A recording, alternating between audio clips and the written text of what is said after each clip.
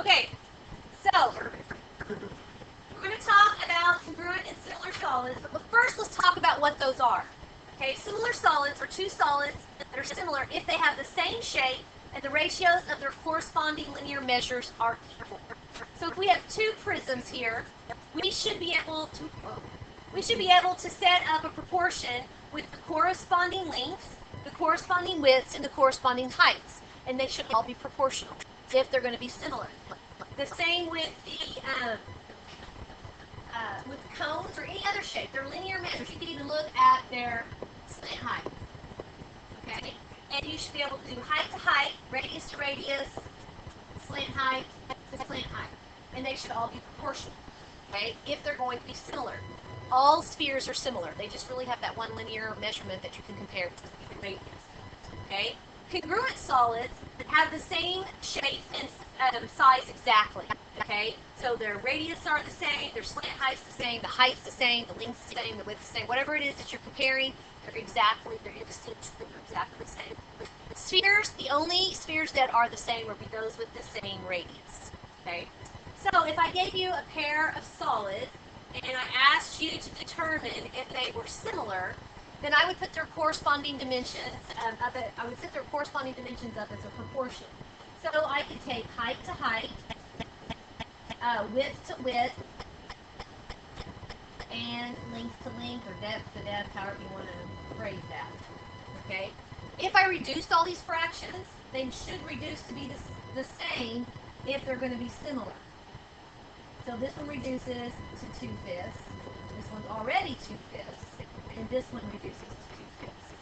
Another thing you can do is just divide it out. If I took 6 divided by 15, I would get 0.4. 2 divided by 5 is 0.4. 8 divided by 20 is 0.4. So you can compare them either way, by dividing it out, changing it to a decimal, or reducing to see if they're the same fraction. Okay? Now, over here, when I go to compare, I know the height of this one and the radius. This one, I know the radius and the slant height. So I need to do a little bit of work here before I can compare. What's the slant height going to be here?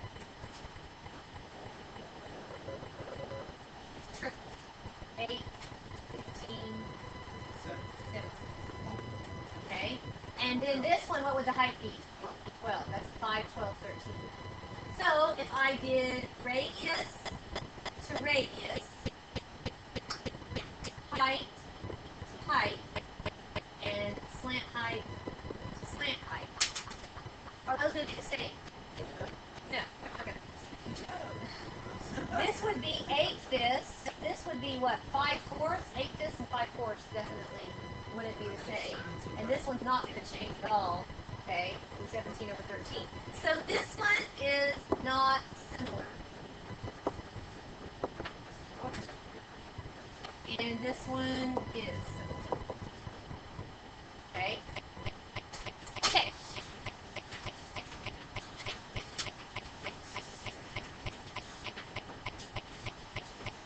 You don't get it? I mean, their sides are not proportional. In the first one,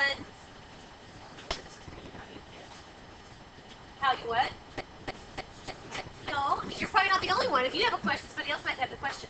Here, when we did height to height, width to width, depth to depth, they reduced to be the same fraction, right?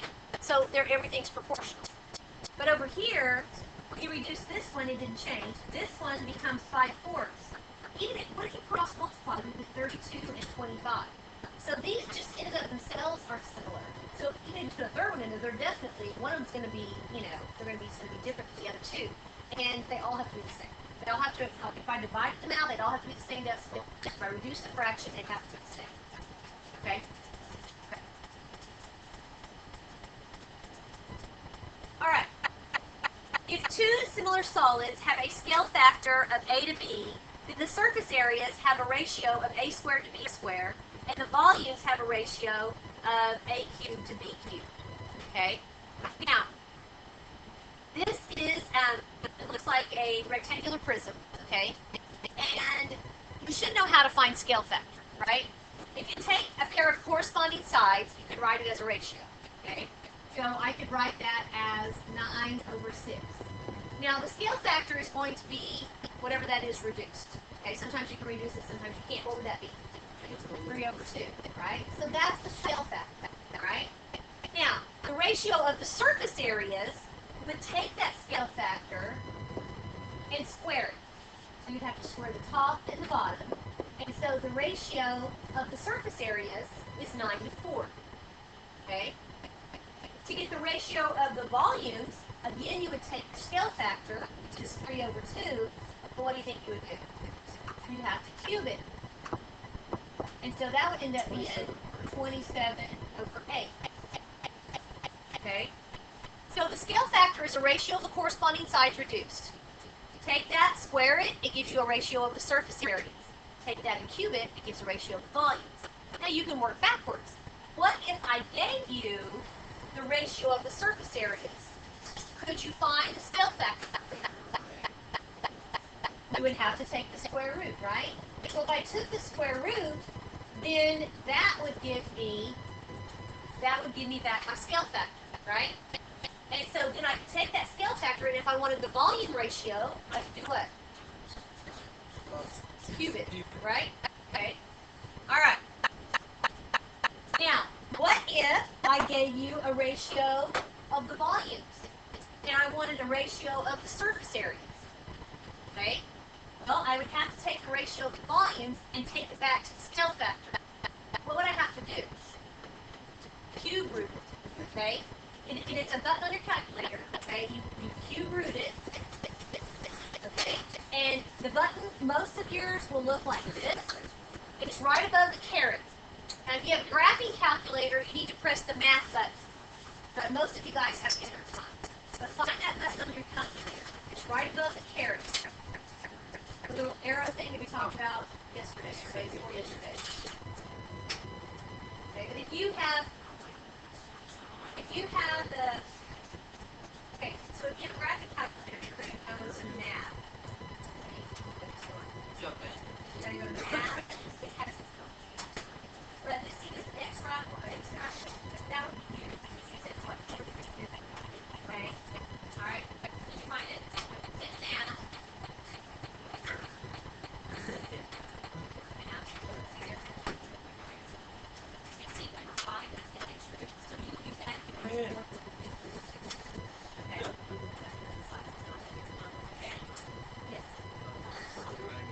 Okay, so did everybody find that button?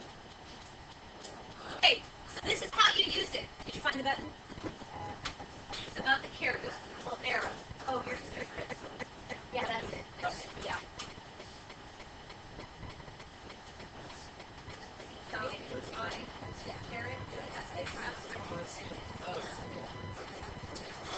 Okay, so for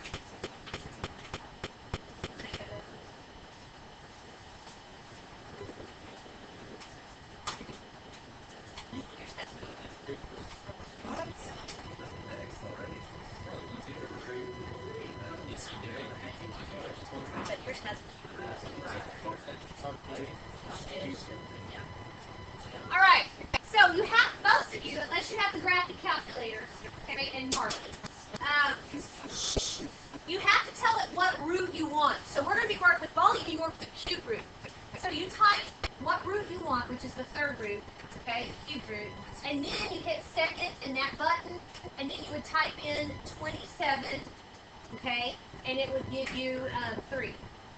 And then you would do the same thing for 8, and it would give you 2. Okay, everybody get that button to work? Okay. All right. So when you do that to your volume, it takes you back to the scale factor, right?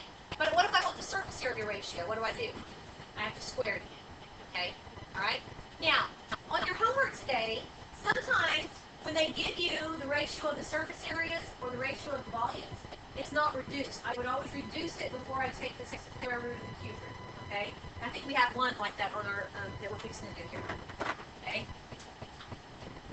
All right. Two similar prisms have a surface area of 98 square centimeters and 18 square centimeters. What is the ratio of the height of the large prism to the height of the small prism? Okay, so if you want a ratio of the heights, that's going to be like the scale factor, okay? And they give us surface areas, right?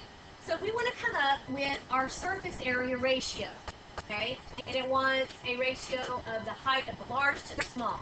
So if we look at our surface areas, our large one is 98, and our small one is 18. Now, remember up above, I told you guys that you wanted to take the square root of these to get to the scale factor. What do I notice about this fraction? You can reduce it, can't you? Yes. What goes into both of those? 2. Okay, so divide them both by 2, and you get 49 over 9. Okay? So then what you want to do is now find the scale factor. What do you do to the surface area ratio to get the scale factor? You take the square root of it, right? So we take the square root of both of those. What's the square root of 49? 7, and the square root of 9 is 3. Okay? And so that's the scale factor. It would also be a ratio of the heights. Okay? It would also be the ratio of the heights. If I wanted the ratio of the volumes, then what would I do? Cube that scale factor, right? But that's not what they're asking for. They just want the ratio of the height. Okay, here's another one. The surface area of two similar figures is 16 centimeters squared and 49 centimeters squared. The volume of the larger is 216 centimeters cubed. Find the volume of the smaller. Okay, so what did they give you to start out with? The surface area, right? Okay, so they give you the surface area and 16 and 49, right? Now, we want to take this surface area and we want to take it down to the scale factor. What do? Square root it, right? So we square root it, and that takes us to the scale factor, okay? So that gives me 4/7, okay? But I'm looking for volume. So what do I have to do to the scale factor to get to a volume ratio? I have to cube it to get to the volume ratio, okay? So if I cubed it, then that's going to give me, what's 4 to the third power? 64, and 7 is what, 343? Okay, so now I've got my volume ratio, okay? And I can use this volume ratio and marry it up with the other volume to find the missing volume, okay? So I would take 64 to 343, and the larger one is what they give me is 216, and I'm looking for the volume of the smaller one. Now, I could have, if I wanted to, save a step, I could have set up my proportion as 4 to the third over 7 to the third and x over 216. It's the same thing. It just kind of keeps you from having to write that twice. So it's totally up to you if you want to skip that step. But whatever you use, don't use the scale factor. It's got to be the scale factor cubed if you're working with volume, and scale factor squared if you're working with surface area. Okay? All right. So we're going to cross multiply here. We have 64 times 216, which is 13,824, equals 343x. So we're going to divide both sides by 343. Okay, divided by 343, and it goes 40.3 times.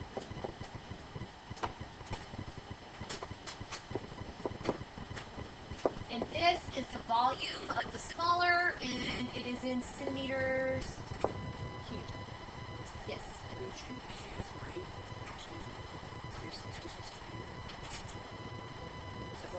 You could. You could.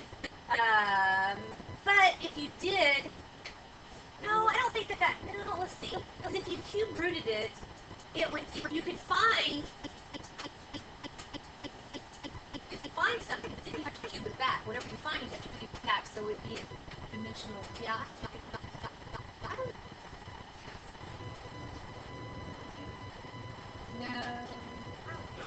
No, you couldn't do that. No. Because the x represents the volume. Yeah, x represents the volume. Okay. Okay, here's another one. The containers at the right are similar cylinders. Find the height of the smaller container. Okay. So they're giving us the height, right? We can pretend like that's the scale factor. We could work it like that. So they give us the volume, right? And so, what would we do here? Because there's a couple of ways that you could do this. So what do you think would be the thing to do? Huh? You could, and then set up a ratio with the heights. You could do that, sure. He's saying to take that volume ratio, which is 640 pi over 270 pi. This cancels, so does this. And then you could cube root it, is that what you're saying? Okay, so that's 64 over 27. So you would cube root it, and that would be 4 over 3. Okay, that's your scale factor, which is proportional to the side lengths, right? So you could do 4 is to 3 as 10 is to x, okay? And cross multiply, you get 4x equals 30. Divide both sides by 4, 7.5. And so you get your height is 7.5 feet. So definitely you could do that, okay? Now I want to show you what else you could do. I want to give you an option. You could have used the volume the way it was and vary it up with the heights. But what would you have had to have done with the height? Cube it. So you could have done 10 cubed over h cubed equals 640 pi over 270 pi. Now I want to work this out because I want to show you. Okay? This cancels, the zeros would cancel. This ends up being 1,000 over h to the third equals 64 over 27. So you cross multiply, you get 27,000 equals 64 h to the third. And what would you do? Well, before you do that, you'd have to solve for h cubed. Okay, so you would divide both sides by 64. So you would take 27,000 divided by 64.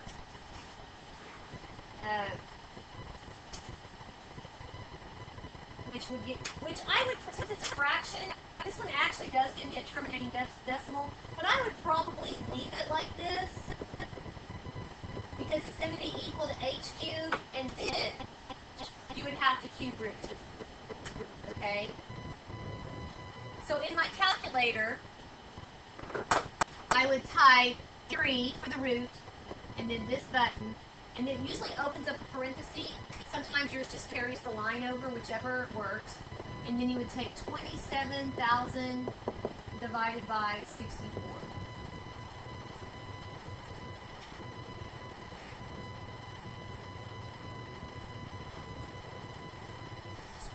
And you get 7.5, okay? Both ways work. Probably wouldn't hurt to understand both ways, because sometimes one way is a little bit easier than the other. Okay, just depends what kind of something you do. Okay, got one more. The volume of two similar figures is 125 inches cubed and 343 inches cubed. The surface area of the smaller figure is 625 inches squared. Find the surface area of the larger figure. Okay, so what do we need? What are we given, I mean? What are we given? You're given your volume ratio, right? So the volume ratio is 125 over 343. Again, if you can reduce this, reduce it, okay? I don't think this one could be reduced, okay? So then what do we do next? Nope. One of them is volume, one of them surface area.